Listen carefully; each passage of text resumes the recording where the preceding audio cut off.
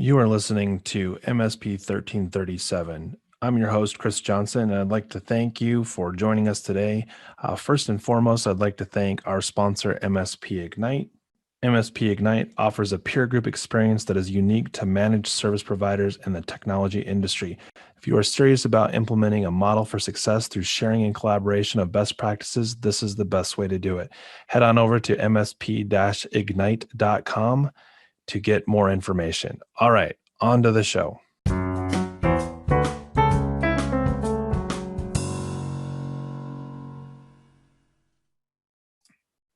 Welcome, everybody, to this episode of MSP 1337. I'm joined again by Eric Hanson of Inland Productivity Solutions. Welcome, Eric.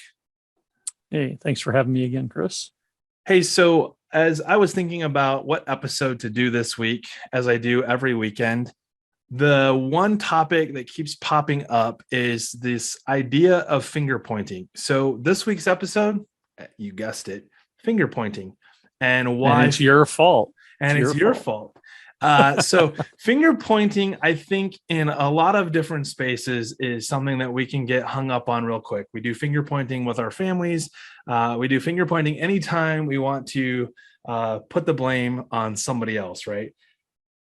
In cybersecurity, I believe finger pointing to be one of the most dangerous things that you can do in the heat of the moment. Now, I want to be clear about two things. One, it doesn't mean that someone isn't actually at fault for what has happened and that there aren't consequences for the lack of or the decisions that were made. However, that is something that should be addressed separately from when you're dealing with an actual incident in order to recover in the most efficient and expedited way possible. So, Eric, you and I have both witnessed and experienced the finger pointing. In fact, we just did it just now. It hurts. Talk to me about a conversation that you would have with a client, because one of the things that we know to be true with all MSPs is that the finger is going to get pointed at you anytime something is uncomfortable, seemingly impossible. Why did it happen to me? You're my MSP, so it's your fault. Right. Well, anything that has to do with technology, it's your fault, Mr. MSP. It doesn't matter that you told me about it. It doesn't matter that, you tried to get me to do something to mitigate the issue. Doesn't matter. Right. It's your fault. Right.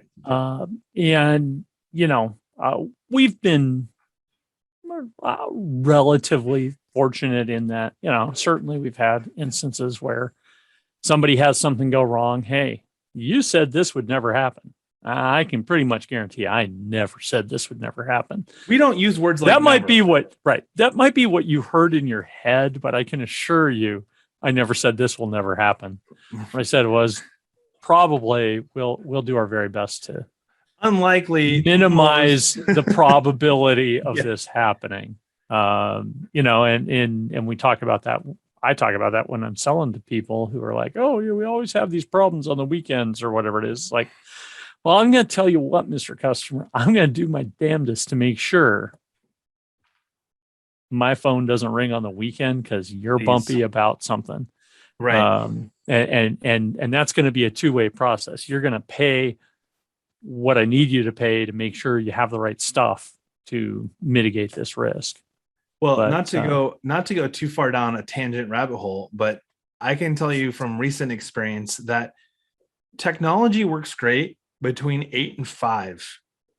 And the reason I say that, very reliable in the middle of the day when you're there to look at it and fix it. And the air conditioning's on when it's summertime versus at 5 o'clock when they're like, we're going to save money.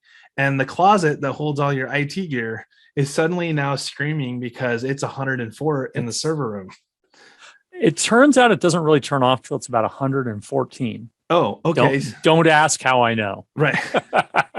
I have had recent experience where I had my camera servers lock up because it exceeded 97 degrees in the room. And I'm like, I don't know what that means translated to the temperature of the server. But since it was a camera server, it was a lot of hard drives with spinning disks. And I'm guessing the amount of heat that they were generating is not like your typical one-use server that's just got air flowing through it with solid state drives in it. Yeah, no. So that's another example, and I think of that one. I think of like the internet goes down. I had a conversation with an MSP over the weekend, and he was talking about, hey, he was like, "What's the worst client you don't ever want to work with them again that has happened to you?" And he goes, "Mine was," he goes, "I got a phone call where we were providing IT services for a 40th birthday party. They were going all out for this party." And he's like, 45 minutes into the party, the internet goes down. And the lady calls, she's screaming and yelling, and she's like, "You are the reason that this has happened," and just doesn't let go. Then the guys whose birthday it is, he calls and he said, "You have turned this in to the worst birthday in my life," and just keeps going. And the guy's like, "I have no control over Comcast or whoever the internet service provider was, right? Yeah. But it was technology, and so therefore you get to be blamed." So one of the things I wanted to talk to you about, and I know because you're a planner when it comes to this kind of stuff, is finger pointing, I think, is a byproduct of no plan. If we have an incident response plan, if we have some process and procedures in place, an escalation path, those kind of things, I think finger pointing becomes a whole lot less upfront and in your face when something bad happens, because you can say, "Hey, hold on, time out. We've got this in place for a reason." Have you experienced that? Or is it more of like you get the finger pointing even if you have that? Well, I think sometimes you get the finger pointing if you have that. But if you've had the conversation about, hey, if you've had a conversation about, this is something that might happen, here's what we can do to mitigate that from happening. And the customer or client has bought into that idea and understands, yeah, this could break. Very infrequently is their finger pointing, "This is your fault." Right. Unless the plan to deal with the issue doesn't go well. I mean, then, okay, yeah, you probably deserve the finger pointed at you. Right. But, there certainly are things that we as MSPs probably don't do a great job of sitting the customer down and saying, "Okay, here, this thing could happen, and here's how we're going to deal with that thing if it happens." And, it's hard to throw in there, "Oh, and by the way, recognize this isn't my fault. I'm just here to help you deal with it." We had an instance, I don't know, a couple months ago where customer had our client actually had said, "Hey, we want a new phone system and we needed to do blah, blah, blah, blah, blah, blah, blah." Okay, cool. So we go through our vendors, because we don't just represent one system. We very much believe in not being the one size fits all kind of MSP. Let's figure out what the right solution is for the client, get them to that. And in that process, the owner got in a hurry, decided to make a decision in a couple of weeks rather than giving us the amount of time that we'd asked for. Signs up with another vendor. The other vendor ports their phone numbers out. Sounds very familiar. And doesn't think about the implication that this is going to happen, that this is going to have on the internet connection, which their new VoIP phone system is going to be reliant on. Yeah. So the vendor who this client had given their given the phone business to is like, "Hey, our internet connection's out. That's your fault." Like, right. What else is going on? "Oh yeah, well, we signed this and this guy's doing that." Whoa, hang on, time out. Let's call the carrier. We call the carrier. They're like, "Yeah, this guy, terminated their phone, all their connectivity on this date." Okay, cool. They're calling us, "Well, what do we do?" I'm like, "You're looking at the wrong guys. We can't really help you." I mean, we can sign here, expensive, and which is exactly what we did. I'm like, okay, no more ancillary stuff. You're going to go do your banking. You're going to get your email. That's what you're going to use the internet for the next several days, while we put you on a cellular backup that we're going to tote down there.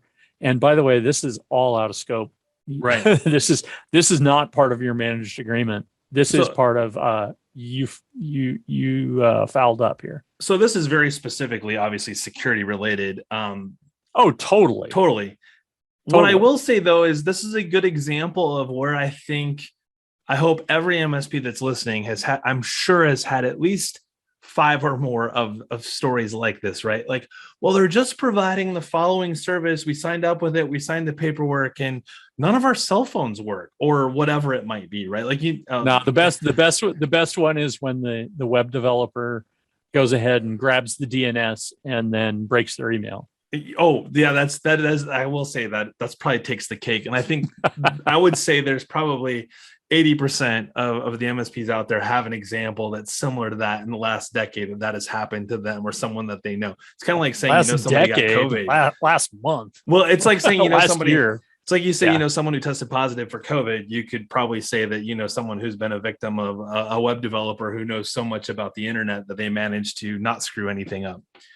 Yeah. Is this not a perfect example, though, of identifying how missteps happen on both sides, right? Like all intentions were not trying to say, we don't want to work with IT inland productivity anymore. This truly was a lack of understanding of the pieces that are tied together to have their business be successful, right? Right. So what comes to mind for me, and I think you hit it on the head, which is, and maybe some more people need to hit on the head.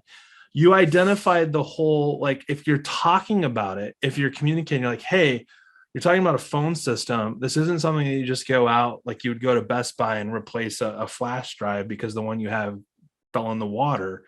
This is what's going to be in your environment for the foreseeable future.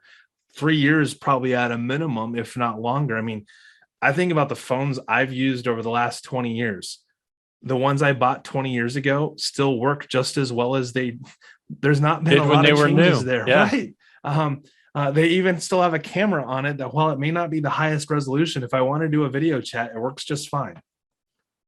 But where I wanted to go with this is I think this is a perfect example of the finger pointing isn't necessarily something that can be avoided, but the finger pointing has a whole lot less firepower behind it when they're pointing, because there is at least a minimum understanding that says, I'm pointing my finger at you because I don't know who else to point at. And it's more questioning than it is a jab, right? Like there's a finger pointing, like, hey, I'm asking this as a question. Is this you? Like, can you help me solve this problem? As opposed to, you did this, it's your fault, I'm coming after you. Right. So, I mean, we can go with another. I've got another great example. We have again, a customer, not a client. That means they buy services from you, but you really don't go play golf with them on the weekend. No, what that, in my mind, what that means is we do some stuff for them. They're not a managed service client. And most importantly, they don't always do what we tell them to do. So that relationship is rocky. Yeah. A client does what we tell them to do. A customer doesn't always do what we tell them to do. Well, sometimes our friends don't do what we tell them to either. No, you should not have one more drink. Well, without me. There's so, we had, they've had a 365 tenant for a long time before Microsoft started doing, putting some minimums in place, and they did not have multi-factor security. Yeah. No multi-factor authentication. Okay. And, we had documented, here's where we said, you have to do this. And here's where you said, oh, no, we don't. Right. Because our users are too stupid. Right. So the controller gets brute forced, and they routed, 30-ish grand. An inconsequential number. Well, fortunately to them, it's relatively inconsequential.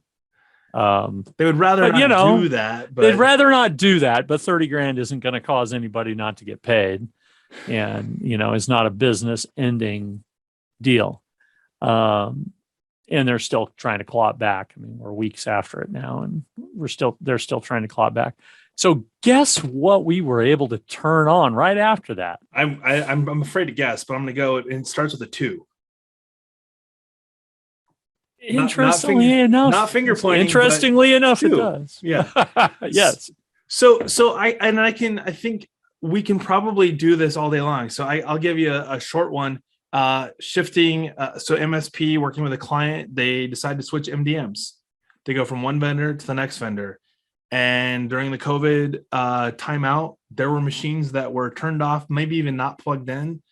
Come back to the office, a couple of machines got plugged in, and some things happened. Not in inventory, still had the old MDM. Well, of course, there's all this like finger pointing because coulda, shoulda, woulda, this wouldn't have happened. And one of the things that I uncovered with that conversation was that's not where the real problem lies. We're talking about symptoms of a problem. And I think that's the underlying problem we all have as MSPs. And I say that loosely because I'm not really an MSP anymore. But if we have an understanding that first and foremost, our job is to make sure we're managing your asset inventory. And then if that stack changes in any way without all parties knowing that it's happened, going back to your phone example, that's an asset inventory change, that a change order or some sort of communication of like, hey, this is what we're going to do, could have probably avoided a lot of financial transactions that still probably didn't actually solve the problem. It just band-aided until you could get them into a state of functioning. In the cybersecurity side, though, I don't know that we get as much flexibility or I don't know what the right word is here, but like the consequences are bigger, right? It's one thing to lose your internet connection or not be able to make a phone call, but to have all of your data now be available to someone else who shouldn't have it, or to not be able to do anything at all. Now the consequences are bigger. So finger pointing is easier to do because, someone has to pay for this. And this is kind of the segue that I had, and I've been thinking about this for a while, is now let's talk about insurance, because insurance is leading with a finger pointing, and it's either pointing at fill this out so you get insurance in the future, or it's finger pointing that says you're going to do this and this, and based on that outcome, we'll let it do the finger pointing for us as to where we go next. And it's not pretty. Like, I'm not even sure what to say is like that next sort of like, hey, Eric, answer this question. But like, I just kind of okay. left I'm it over out here there. going, So insurance companies as a whole have 2 functions. A, they want to make money, and B, they pay out claims that are limited in scope so that they can continue to make money. And we buy from them because without insurance coverage, in many cases, especially smaller businesses, that go completely out of business. Yeah, that would be a business ending event. Right. And so why I think it's so critical to talk about finger pointing in the context of insurance is because insurance is wanting to not share the full brunt of paying the claim. They want all those involved to participate in that financial transaction that gets you back on your feet. So if it can be proven that, it was a vendor's fault or a third party, say naming the MSP, when you're dealing with one of your clients calling their insurance companies, obviously this gets painful really fast.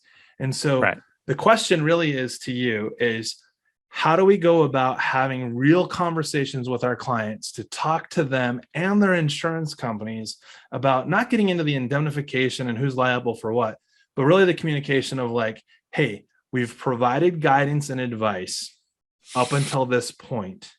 We've talked to your insurance company up to this point, so that there's an understanding of when finger pointing starts, that there's at least a path that says, yes, but as the MSP, while we're going to do everything we can to get you back on your feet, you didn't want to do some of these things, and we can't force you down this path. Right. Well, I mean, I can't make you do the right thing. I can only tell you what the right thing is to do. And, we're no different in that, from that respect. We're no different than an attorney or a doctor. You go to your doctor and they tell you, you need to drop 30 pounds and, you need to start exercising. And you go, you know what? I'll get right on that after I finish this bottle of bourbon. And then, Wait, there's calories in bourbon? Allegedly. Allegedly. If you drink it standing up, it's better for you though. If you're moving while you drink it, I got this. I got this. There you go. There you go. Of course, this is the first time all day I took my standing desk and sat it down so that I could sit down for this conversation. But when I have that, heart attack a day after that doctor's appointment, and say, well, you should have known. Right, well, yeah, hopefully. But, you should have known. You should have told me it's your fault I had this heart attack. Well, okay. No. So that's a really good, that's a great analogy. So I want to back up for a second. All of those things that you just said, for the most part, are not a financial impact to the person you just gave that advice to, right? So like if you say, Chris, you need to drop 30 pounds, there's a lot of things I can do to drop 30 pounds that really have zero. In fact, I'm probably lowering my costs because I'm intaking less calories, right? there you go. Yeah, but you're probably intaking higher quality calories. So obviously, costs actually went up. Wait, yes, for sure. I'm not even gonna go there. But I think there's a truth component to this, though, that as an MSP, if they're listening to this, is the conversation with your client isn't about how to spend more money in the context of reducing risk, reducing your vulnerabilities. It's about understanding the risks and choosing to take action, whether it means an exercise program or maybe you choose not to exercise because like you just don't want to do that effort, but you've decided to invest in the bars, which do cost money, but you're still lowering that body weight. And I think that's what's really easy to lose sight of, is that this isn't a end all be all. It's not a do this, not that, or bad things will happen. It's bad things are already happening. We're talking about how do we reduce finger pointing? How do we make this more about like, hey, Eric, we just had something really bad happen. These are some of the things that have, and I have this example to know that this is possible. The client that I told you about that MDM switch, they could blame all kinds of people. The next day he still went and played golf, or went to a golf tournament with the CFO of this company, knowing full well what had happened. The conversation that we had prior to that was, what do we do? I got to tell this client bad news. And I'm like, tell them the bad news. Tell them the bad news in all of its glory, and leave out some of the pieces that are not pertinent to solving the problem. You can't do anything about what has already happened. And I think that's one of the dangers that MSPs get into, is not wanting to tell some specifics of like, well, Joe should have, didn't, bad things happen. Well, yeah. The I told you so's don't matter at that point. Right. And I'll tell you, even if Joe didn't exist, there's still the secretary that clicked on the link. There's still the guy in engineering that was driving with his phone and your Amazon order needs to be rerouted. Click here to connect to FedEx or whatever it might be. And we've all done it. In fact, the crazy part is the Nigerian prince still exists, right? Like the fax was back in the day. Today, it's still in a form of an email or a Twitter link or a text message. We're all so still you know that guy too? You know that guy too? He called me yesterday and he said, Chris. Did he give you my routing number? He did not do that. This guy was really, really helpful. In fact, I had no idea that you could go to Best Buy and purchase gift cards and actually save money on the gift cards, because certain gift cards actually cost less than the value that gets placed on them. I'm like, this is amazing stuff. And he's like, but he made me stay on the phone and he encouraged me to walk to Best Buy. And I finally said, the closest Best Buy is an hour and 15 minutes away. Hello? At 80 miles an hour. Hello? Apparently I was not the right victim for him. So, but yeah, I guess finger pointing at the end of the day is something that's going to happen no matter what. And I know I keep coming back to this. Eric, what's your answer for reducing the finger pointing and having it be more of a conversation that says, we know this has happened and how do we keep moving forward? Because it's going to happen. No one is going to avoid a finger pointing situation. Obviously, no one's really going to avoid a ransomware or other nefarious action on a network. It's just a question of when. The reality is, how quickly can we mitigate it? Because the mitigation period isn't very big, and the longer it takes, usually the more it costs. Right. So, I I think it comes down to client communication and making sure that those clients understand, look, here's what's possible. Here's the tools we use. Here's the things we can do to help educate your users. Here's the things we can do to help educate, your C-level, Right. because they're going to have a different reaction to it. And here are all the things. Right. And to go back and have that conversation, sit down with that customer, look, while you weren't looking, while you were sequestered at home for the last year, with your head down, right. It turns out the world changed. It changed around us a lot. And, if you want to listen to some of the industry pundits, hey, we made 10 years of progress in 2 months, 3 months, because we had to. Right. But along with that, guess what? The bad guys made that much progress too. Right. So the things that traditionally worked for us, don't. And by, I mean, like traditionally worked for us, or what worked 6 months ago, maybe doesn't get us there anymore. Well, to say something's impossible now puts someone thinking about the possible, right? As soon as nothing's impossible, some things are damn expensive. That's true. And I think that's the point that I think has to carry a lot of weight at this, in this timeline, is our job isn't to make you invincible. Our job is to make you difficult to breach. And when I say difficult, I mean, sometimes it's as simple as, dude, just close the door. Like yesterday, you left the garage door open all day long. And all you had to do was put this one little thing in place. And at least after 15 minutes, it would have said, hey, Chris, do you still want to leave the door open? Oh, mine closes automatically after 15 minutes. So I had that set that way, and I realized I had left the dogs in the garage, and so they were going in and out. Then the garage door closed, and they couldn't get out. And so then my wife called and said, "You left the garage door closed." And I'm like, "Oh man." You couldn't reopen it from your phone? Well, I could at that point. Now, of course, now somebody knows how to break into both our houses. Exactly. All I have to do is crack that account. Yeah, and it's very sophisticated. First off, you got to find my house. So I mean, that's you're doing pretty good if you got that far. So as we wrap up this episode, one of the things that comes to mind is tabletop exercises. And I think about some of the clients that you and I have shared over the years, and that, fateful day a few years back when I got the midnight phone call. Do you do tabletop exercises? Like, how do we have that sit down around the table after an incident like that one to say, hey, stakeholder, these things happen. These are the things that we need to think about going forward. And then for future proofing, like you said, in 2 months, we catapulted forward 10 years.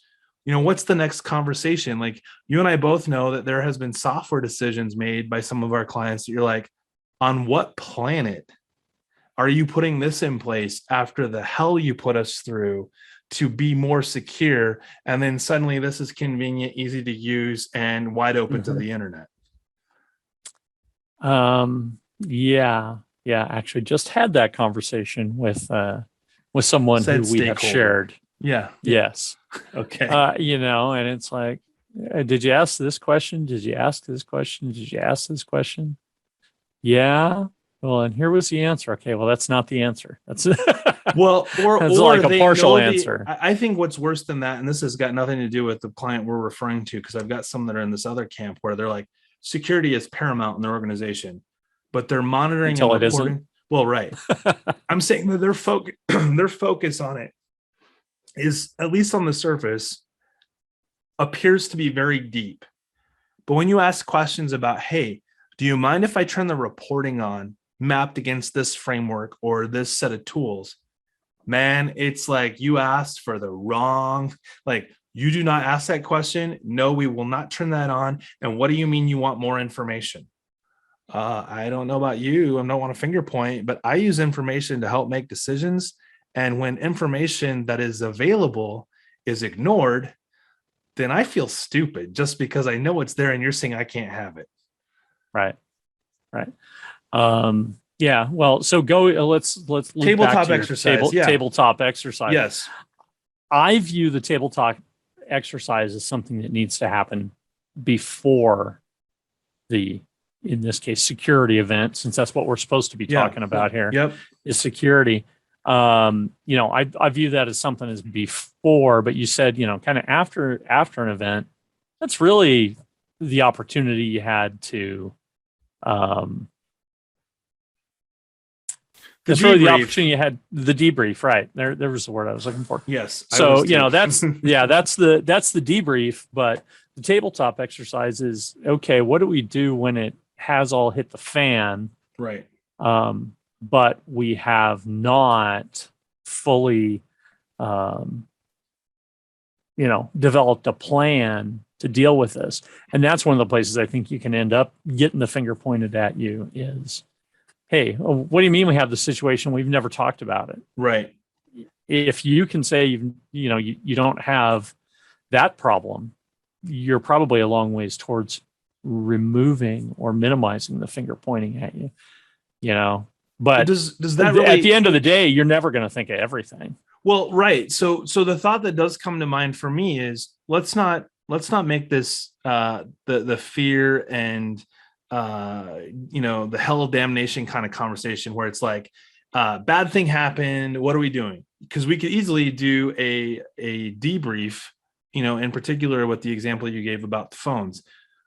What could be avoided in the future, right? Like, how do we minimize this? And if you think about it, we could, without even working very hard, you could turn this into a cybersecurity conversation about something that had nothing to do with cybersecurity per se in the moment, but has everything to do with cybersecurity in one way, shape, or form, just by one little tweak.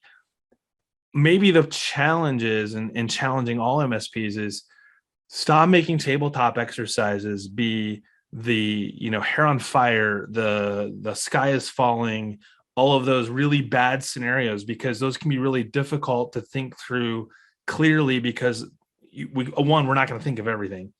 But to go back in time and look at small examples of impact to business, or it could be as simple as a power outage, right? Like I had a transformer melt in the school district in the main building for all of our infrastructure, that when you go from power goes out, switches to generator, that transformer melted. It's, I think, set to 180 degrees, insulated.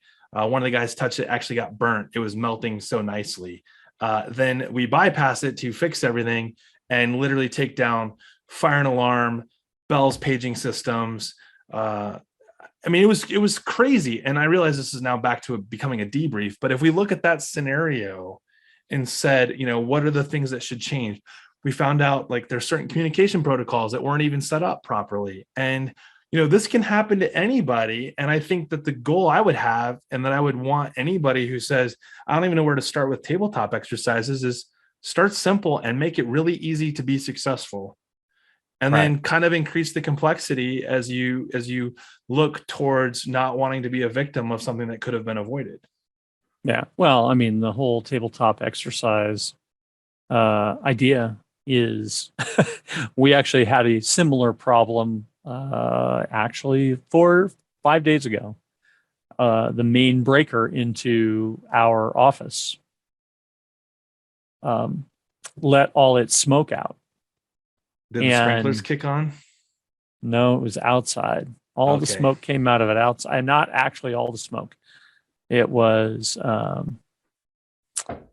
we're talking electrical smoke at this point too. So we're talking electrical. Nasty. Yeah, this is right, except not quite. It was one of the hottest days we'd had. And this thing, I went outside and I'm like, that's awfully warm. But we have 2 suites on two different mains. The other one was fine.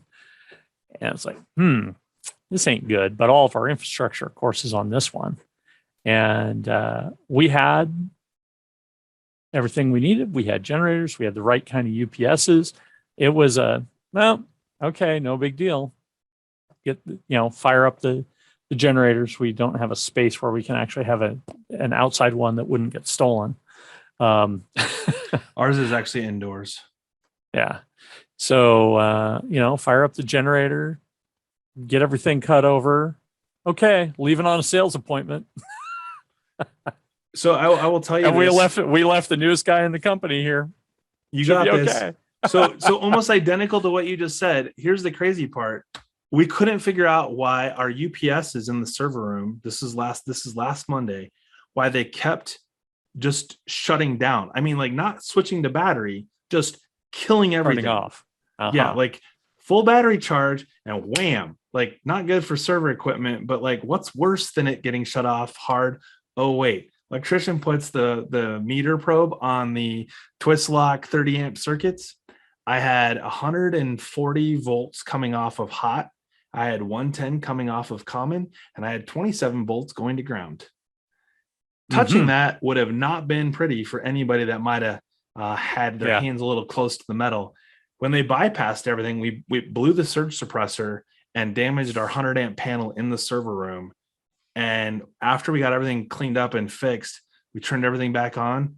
All of our UPSs, beautiful, clean power, everything's working the way it's supposed to be. And we're like, wonder how long that 27 volts on ground had been there before the UPSs finally were like, it's not clean power. We should turn off. Yeah. Party's over. I don't like this anymore. So in a nutshell, as we went off on some tangents that are all tied to good tabletop exercises that help, maybe to some degree, make it somewhat humorous and lighthearted in getting those first tabletop exercises out of the way. The bottom line is, if you do tabletop exercises, you reduce finger pointing. And quite honestly, if you reduce finger pointing, you probably minimize the recovery time. You do. Well, yeah, because now you don't have to have that argument. Look, bad crap happened. We got to fix it. Right. And I think to some extent, we talk about this a lot. Like if a client or an employee clicks on that link, the example you gave with regards to $30,000, I could fire that person for clicking on the link. Now everybody lives in fear, right? Now everybody's like, well, I clicked on that link and I don't want anybody to know because I might lose my job. The reality is it's like, hey, learning moment. It wasn't their fault, because the guys that are out there that are bad guys, the way they're doing this, if you were in a bank and you were the teller and a guy comes in with a gun and says, give me all the money, you're going to give it to them. Give them all the money. This is exactly the same thing, just a different way of achieving the same end result. $30,000. I got you to click on the link. Might not sound as bad, but the reality is these are criminals using tactics to convince you that the alternative is worse. Right. Well, Eric, I appreciate you being on the show as always. For those of you listening, This has been an episode of MSP 1337. Thanks and have a great week. Thanks.